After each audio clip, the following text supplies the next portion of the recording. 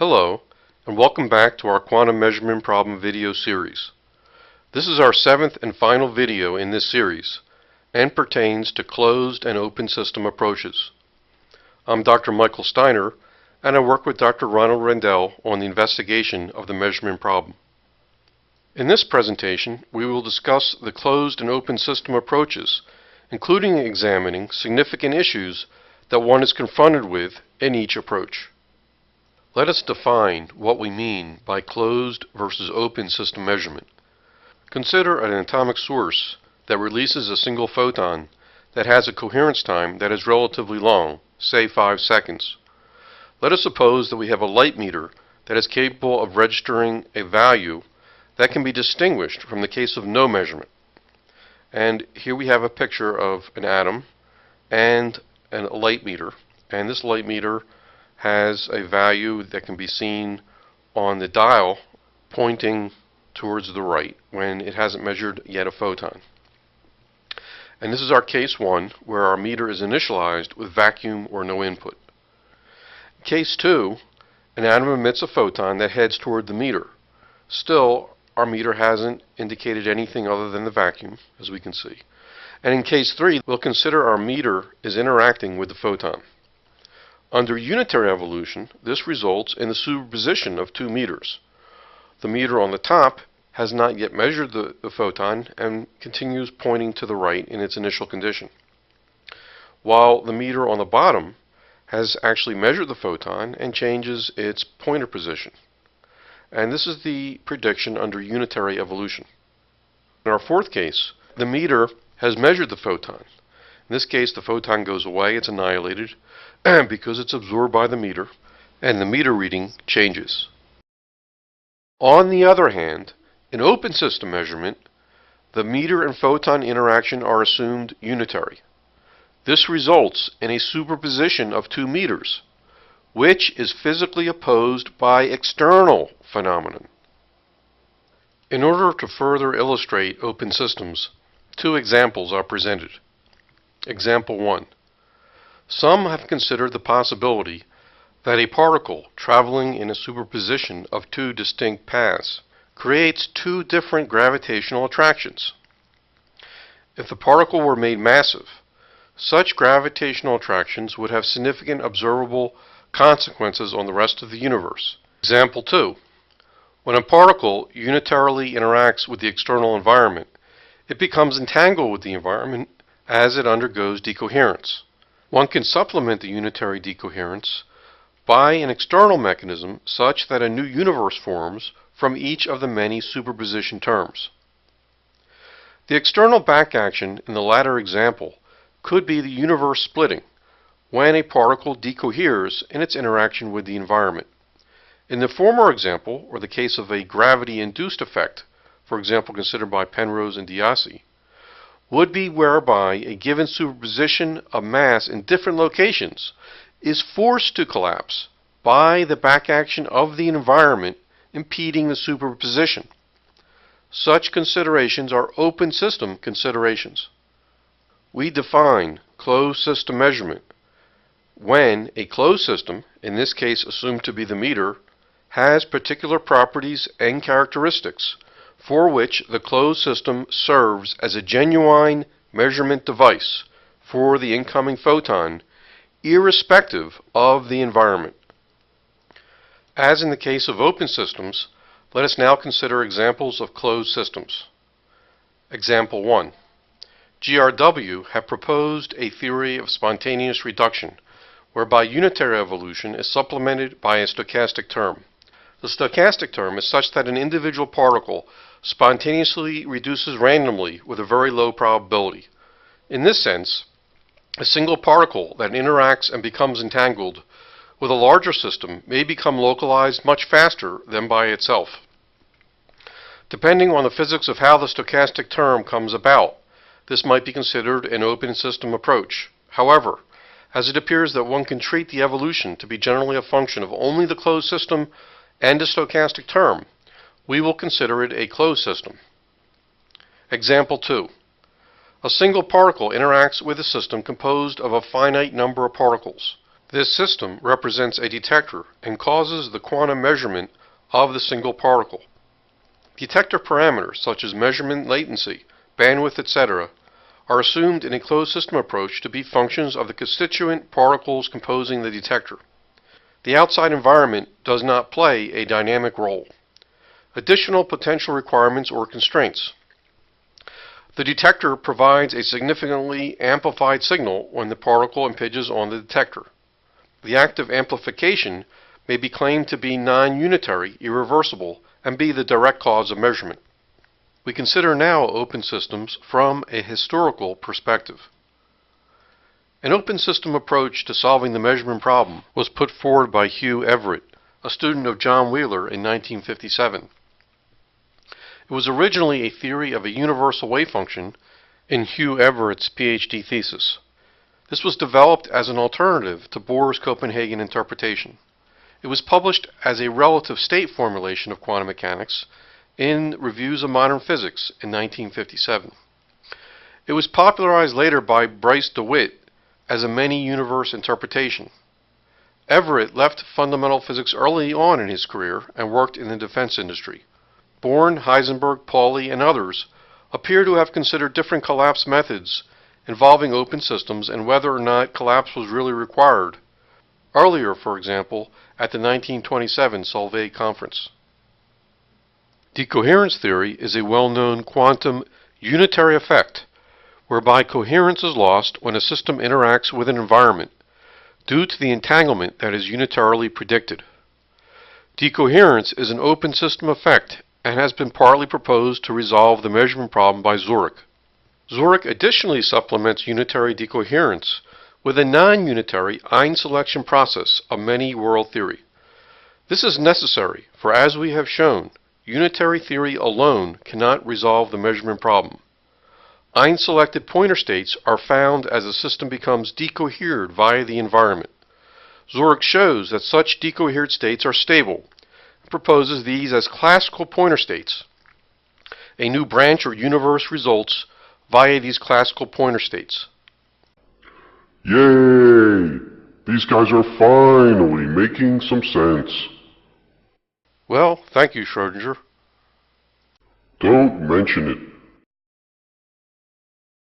Open system theory has several conceptual advantages over closed system collapse theories. Because an entirely new universe forms whenever a measurement occurs, no additional non-unitary mechanism appears required. Evolution, then, appears to be a consequence of Schrödinger's equation, even though discontinuities appear through the creation of new universes. Physical randomness or non-determinism does not appear to be required. Rather, a deterministic mechanism has been proposed by Everett. This is of interest to those that believe the universe behaves mechanically. Of course. Now we're talking. Go, go, go, go, go, go. But there are also some tough questions that need to be considered. How are energy and other fundamental quantities conserved if a particle collapses due to either new universes forming or back action by external particles? It was stated in an article in Foundations of Physics, this experiment gives a clear demonstration of the violation of conservation laws by the collapse of a quantum state. For example, if the potentials in regions A and B are different, then the expectation value of the particle's energy changes, though no change happens to the photon. Conservation laws are restored when all branches of the quantum state are considered together. However, we have already seen from the history of Bohr and BKS that energy conservation appears to have been experimentally settled as far back as 1924 and is found to be conserved on all individual branches, IFM, and measurement. No experiment has been conducted that we are aware of that has shown a violation of energy or momentum conservation in any single iteration of an experiment. A similar issue appears to have been analyzed by Dickey when examining wave function collapse. However, again, no experimental confirmation of this has been seen that we are aware of. The preferred basis problem is another issue that needs to be considered. Measurement in open system theory is often explained when decoherence occurs. Everett's many-world theory does not provide a well-defined rationale for choosing one basis versus another for the act of splitting or branching. The use of decoherence to supplement Everett's theory does provide an approach whereby the splitting into different branches occurs, for which the subsystem density matrix becomes, in the process of decoherence, diagonal or non-coherent in a particular or preferred basis. Communication. If a new universe occurs each time a measurement occurs, what is to prevent communication between distinct universes? A proposal provides a technique to test signaling between worlds. It is stated in this Foundations of Physics article, for the multiple world interpretation, it has been shown in the previous sections that interworld communication on a time scale of minutes should be possible with state-of-the-art quantum optical equipment. We also have the question of precisely when does a measurement occur? In open system theory, is complete decoherence required before a splitting of the worlds, or is partial decoherence allowed? One also has to explain how the Born rule is achieved. If all the branches of a measurement can occur, one must explain how this rule comes about. And one has to also address the possibility of recombination of previous split worlds. Oh, just some minor details. Now that we have considered a historical perspective of open systems, as well as several considerations that may need to be taken into account in an open system approach, we now consider this for the case of closed systems. The issue of whether a closed system always behaves unitarily or not is an important question that was considered by Bohr, Heisenberg, Dirac, Pauli, and others. Bohr. Still, it would appear that the essence of the theory may be expressed through the postulate that any atomic process open to direct observation involves an essential element of discontinuity, or rather individuality, completely foreign to the classical ideas and symbolized by Planck's quantum of action. This postulate at once implies resignation as regards the causal space-time coordination of atomic phenomena. Heisenberg shows in an exceedingly brilliant manner how his uncertainty relations may be utilized not only in the actual development of quantum theory, but also for the judgment of its visualizable content, insofar as this relation is a direct consequence of the quantum mechanical formalism. The whole constitutes a very closed system, at least when one limits oneself to mechanical phenomena. A completely deterministic description of human conduct would require a knowledge of the so-called internal and external preconditions, which are in principle mutually exclusive, and precisely in this situation should allow natural room for the immediate feeling of will. The conception of a stationary state involves, strictly speaking, the exclusion of all interactions with individuals not belonging to the system. The fact that such a closed system is associated with a particular energy value may be considered as an immediate expression for the claim of causality contained in the theorem of conservation of energy. Bohr's statements indicate he believed that closed systems are generally mechanical and deterministic. His statements are also consistent with the category of deterministic evolution, but in principle, a knowable state of simultaneously the system and measuring device, which we considered in our Measurement Problem 5 video. Continuing, let us consider Heisenberg's historical statements. It must also be emphasized that the statistical character of the relation depends on the fact that the influence of the measuring device is treated in a different manner than the interaction of the various parts of the system on one another. This last interaction also causes changes in the direction of the vector representing the system in the Hilbert space, but these are completely determined. If one were to treat the measuring device as part of the system, which would necessitate an extension of the Hilbert space, then the changes considered above as indeterminate would appear determinate. But no use can be made of this determinateness unless our observation of the measuring device were free of indeterminateness. For these observations, however, the same considerations are valid as those given above. and we should be forced, for example, to include our own eyes as part of the system, and so on. The chain of cause and effect could be quantitatively verified only if the whole universe were considered as a single system. But then physics has vanished, and only a mathematical scheme remains. The partition of the world into observing and observed system prevents a sharp formulation of the law of cause and effect. The observing system need not always be a human being. It may also be an inanimate apparatus, such as a photographic plate. Heisenberg indicates that he also believes that closed systems are deterministic. His comments, similar to Bohr's, put him squarely in the category of believing in evolution that is deterministic, but whereby the quantum states of the system and measuring device are in principle unknowable. Heisenberg interestingly includes an additional consideration over Bohr's as to why this is so. For he states that the chain of cause and effect could be verified only if the whole universe were considered as a single system due to the multitude of interactions. This is an example of a proposal whereby decoherence would be considered a fundamental process that limits complete determination of quantum states and would amount to an open system solution. We now examine what Dirac wrote and said regarding closed systems and measurement. When one makes an observation on the dynamical system, the state of the system gets changed in an unpredictable way. But in between observations, causality applies, in quantum mechanics as in classical mechanics, and the system is governed by equations of motion which make the state at one time determine the state at a later time. These equations of motion we now proceed to study. They will apply so long as the dynamical system is left undisturbed by any observation or similar process. This indicates that Dirac believes a system always evolves according to Schrödinger's equation as long as the system is left undisturbed by any observation. But we really want to go further and ask, what is Dirac's position on whether or not non-determinism is fundamental, or whether it is a consequence of Bohr's argument of deterministic but unknowable quantum states?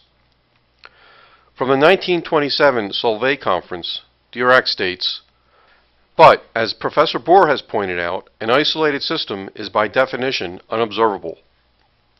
One can observe the system only by disturbing it, and observing its reaction to the disturbance. Now, since physics is concerned only with observable quantities, the deterministic classical theory is untenable. In the quantum theory, one also begins with certain numbers and deduces others from them. Let us inquire into the distinguishing characteristics of these two sets of numbers. The disturbances that an experimenter applies to a system to observe it are directly under his control and are acts of free will by him. It is only the numbers that describe these acts of free will that can be taken as initial numbers for a calculation in the quantum theory. Other numbers describing the initial state of the system are inherently unobservable and do not appear in the quantum theoretical treatment." Dirac's position appears to be that for closed or isolated systems, the system is governed by Schrödinger's equation. Observations cause unpredictable changes, which would be consistent with Bohr's and Heisenberg's view. Dirac believes that certain numbers that are required to determine the quantum state are unobservable. This would also be consistent with Bohr's statement of the inability to determine the preconditions, and also is consistent with the viewpoint of overall deterministic but unknowable evolution.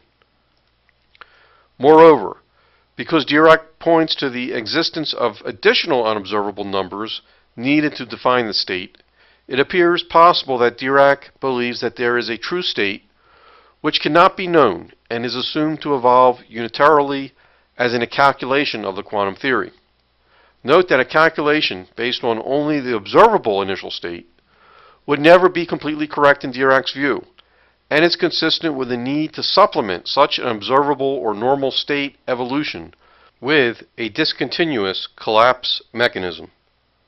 Let us now turn to Pauli and his viewpoint on closed systems. This is, of course, just a point which was not quite satisfactory in the Heisenberg paper. There, the reduction of the wave packet seemed a bit mysterious. Now, it should, of course, be emphasized that such reductions, first of all, are not necessary when all the measuring instruments are included in the system.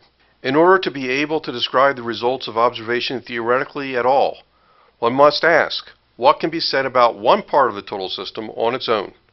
And then one sees as a matter of course the complete solution that the omission of the instruments of observation in many cases, not always of course, may formally be replaced by such discontinuous reductions.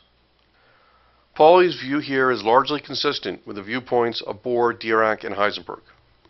These explanations in 1927 by Bohr, Heisenberg, Dirac, and Pauli are remarkably all consistent in the sense that if one were to treat the composite measuring device and system by Schrödinger's equation, and one knew exactly the preconditions, then the wave function would correctly reflect the outcome. Although ingenious, we have seen that this explanation does not appear to be correct as long as one can initialize the state of a detector, as the entanglement predicted under unitary evolution is inconsistent with any particular outcome occurring in the closed system hypothesis. In 1927, this would not have been fully understood, as the quantifiable differences between entanglement and product states were not known. The paradoxes of unitary evolution were further illustrated by Schrödinger and similar ideas via Einstein in 1935, introducing the concept of entanglement. When Einstein said, "Do you really believe the moon exists only when I look at it?" indicates that Einstein had a rather deeper understanding of the measurement problem than most. The quantifiable difference between product states and entanglement became clear with the advent of Bell's inequality in 1964 and the area of quantum information beginning in the mid-1990s. Perhaps in 1927, Bohr would have argued that one cannot satisfactorily initialize the state of both the detector and the system. However, with the literally hundreds of experiments completed in quantum information whereby the initial state of a detector and system are indeed initialized, and whereby one can work at sufficiently low temperatures approaching absolute zero to reduce decoherence, the experimental evidence appears to be against the concept of deterministic evolution, but a knowable state. There are several fundamental constraints that need to be considered when formulating a closed system theory. These include conservation of energy, momentum, and gauge invariance. For example, spontaneous localization theories have historically had problems satisfying conservation of energy, but attempts have been made to improve this. Some of these fundamental constraints can be traced to Nether's theorems. There are symmetries that exist in the Lagrangian, such as either invariance of time or invariance of space. Nether proved that the classical solution, which is the path of least action, will satisfy conservation of energy and momentum if the Lagrangian has the appropriate symmetry. However, unitary quantum theory, in terms of Lagrangians, does not follow the path of least action, but rather is a sum over all paths, including paths that may not be energy conserving. The Ward Takahashi identity is a quantum version of Nether's theorem for unitary evolution. On the other hand, it is not guaranteed that a non-unitary theory will satisfy these fundamental constraints. So this is a key issue for investigation of closed systems. It would be nice if there were only 3 constraints, but we're not finished. There are many more constraints. Let us begin with no signaling. Suppose there is an ancilla that is entangled with the system and placed at a distance to be measured by detector 2. The local detector 1 output statistics cannot be a function of the measurement basis chosen on the ancilla via detector 2. So here on the right we have an ancilla for which a measurement via detector 2 is going to be made. And the manner in which detector 2 measures the ancilla, which is essentially the measurement basis, can be varied. And what no signaling implies is that detector 1, when it makes a measurement on the system on the left, that the output statistics that one sees cannot be a function of what the basis or how detector 2 is configured to make a measurement on the ancilla. And this is obvious if one could, by looking at statistics of the system, determine the configuration of detector 2 in one manner or another in terms of its measurement basis. This would be instantaneous, and it would actually transfer information from detector 2 to the system and detector 1. So no signaling is a very important constraint that needs to be considered, and it turns out that many nonlinear theories have issues with no signaling. Further considerations in closed systems include constraints imposed by relativity. One could argue that our prior constraint of no signaling is actually a constraint that is related to relativity. In addition to no signaling, we require that there be no preferred reference frame of measurement results. This concept perhaps needs a bit of explanation. This means that if one person, call him person A, conducts an experiment in any given coordinate system, not necessarily an inertial frame, and person B conducts the same experiment, but in a frame that is moving with a given velocity v relative to person A's frame, the statistics of the measurement results seen by A must be the same as those seen by B. Otherwise, one could distinguish between frames that differ only by a relative velocity. This would imply the existence of preferred inertial frames. Clearly, this constraint cannot be violated by any non-unitary theory. Another constraint imposed by relativity is related to the equivalence principle. The equivalence principle simply implies that a net force on a body due to gravity is indistinguishable from the perspective of the body if the gravitational force were replaced with the same amount of force, but whereby the force is not due to gravity. This is also a very important constraint that we don't want a non-unitary theory to violate. We certainly have enough constraints. So let us now turn to the question of whether or not these constraints are sufficient to uniquely determine the theory of measurement. Here we consider what a diagram might look like that characterizes all different theories into sets, such that each set has particular properties. For example, inside the black oval would be energy, momentum, and gauge invariant theories. One can see a line that partitions linear wave function theories from nonlinear theories. We see that Schrödinger, or unitary evolution, is a linear theory that is trace-preserving, preserves energy, momentum, etc., can be made gauge invariant, is completely positive, and doesn't appear to signal, although the issue of faster than light signals has been raised by Hagerfeld. So the question is, where precisely would a non-unitary theory fit in, and can such a theory really exist at all and satisfy our imposed constraints? Well, we have some good news and we have some bad news. The good news is that unitary evolution obeys most of the above requirements. The bad news is that entanglement predicted under unitary evolution and the product states required under measurement can never be satisfactorily resolved. Additionally, cases exist with superluminal propagation. Entropy, although non-decreasing, is non-increasing as well. And more bad news. Non-unitary evolution theories often do not conserve energy, they may signal, clone, require a preferred reference frame, and don't easily extend to relativistic theories. Otherwise, these are great theories.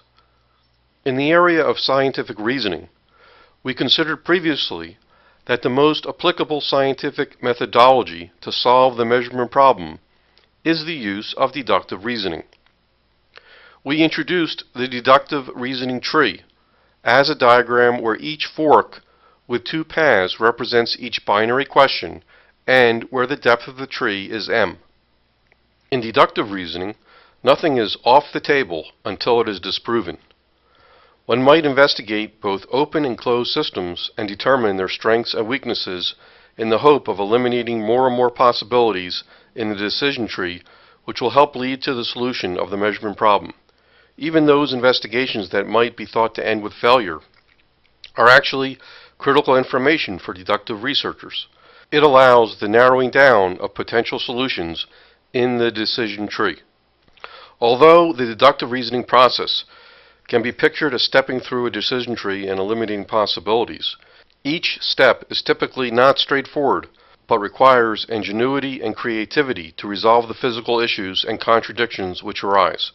In other words, thought experiments, inspired guesses, testing of equations and simulations, etc. Though time-consuming, the correct solution will emerge. In some cases, the time may exceed the lifetime or career of any one scientist, as illustrated further in our book.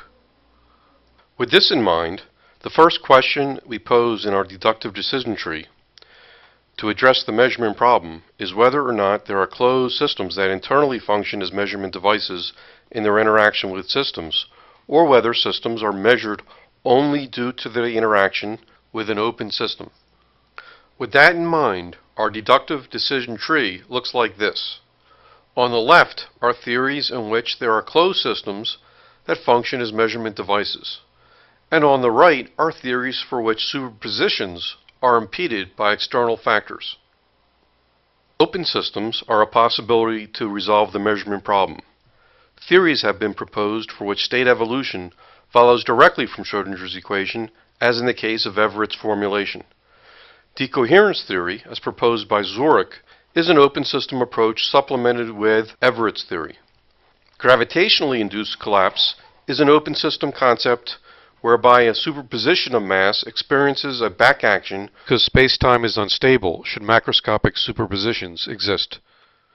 Closed systems are also a possibility to resolve the measurement problem. These theories have to overcome substantial issues regarding satisfying the required constraints. This video is a companion to our book, The Quantum Measurement Problem, published by Inspire Institute and available at Amazon.com.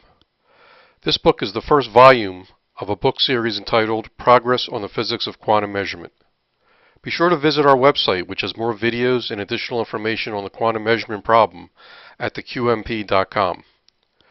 We also have been working a long time on our own approach to resolving the measurement problem that involves closed systems that function as measurement devices. The details of the approach can be seen at internon.com.